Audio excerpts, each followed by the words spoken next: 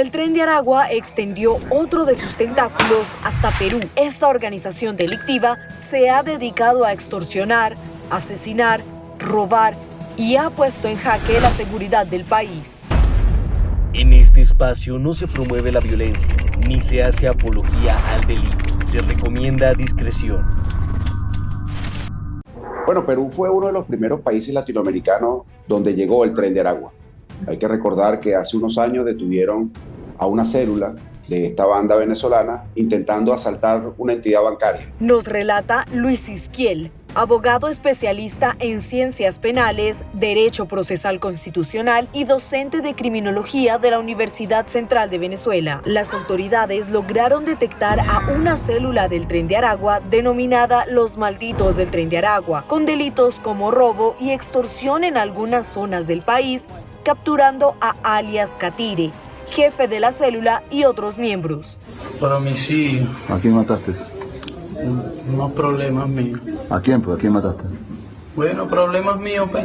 Pero más adelante llegaron a confirmar que en Perú existían alrededor de 2.700 integrantes armados de la organización y que cometen delitos atroces. Posteriormente se tuvo conocimiento de otras actividades criminales del Tren de Aragua en Perú, pero al final de 2022 se dieron a conocer, vamos a decir, las células más importantes hasta ahora descubiertas en el Perú, y es la denominada Los Gallegos, que operan principalmente en Lima, en varias zonas de la capital peruana y también en Arequipa, al sur del Perú.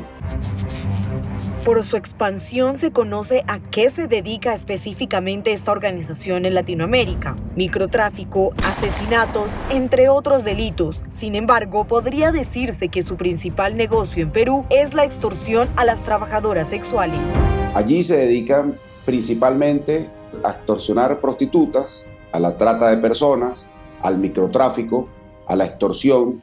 Se han presentado también varios casos de sicariato y, en fin, diversos delitos que comete esta célula denominada Los Gallegos del Tren de Aragua en Perú.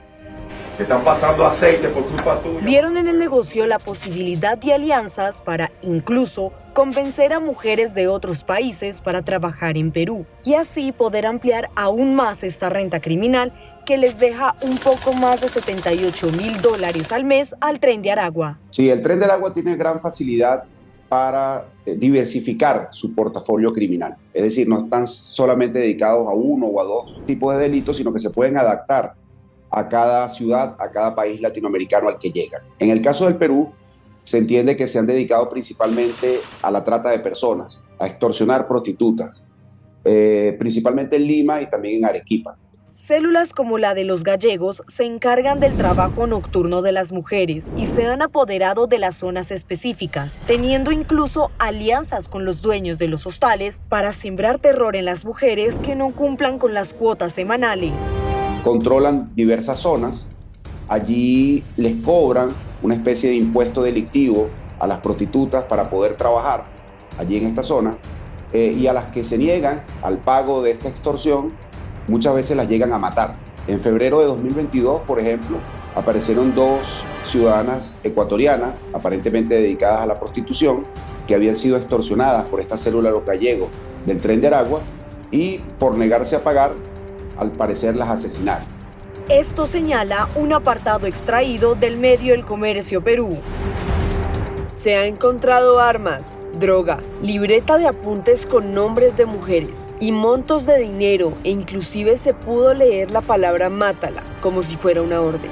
Estos sujetos manejaban el meretricio clandestino en nuestra ciudad, señaló la Policía Nacional de Perú. En los últimos allanamientos y detenciones que se produjeron en Perú, en Lima, específicamente en noviembre, que detuvieron una célula importante de Los Gallegos, alrededor de 30 miembros de esta banda, se encontraron cuadernos de extorsión donde estaban los nombres de las prostitutas y los montos a cobrar y los montos que ya habían pagado estas mujeres. Entonces es una red bastante bien organizada que controla la prostitución en las calles de Lima y también en algunos negocios donde se ejerce la prostitución.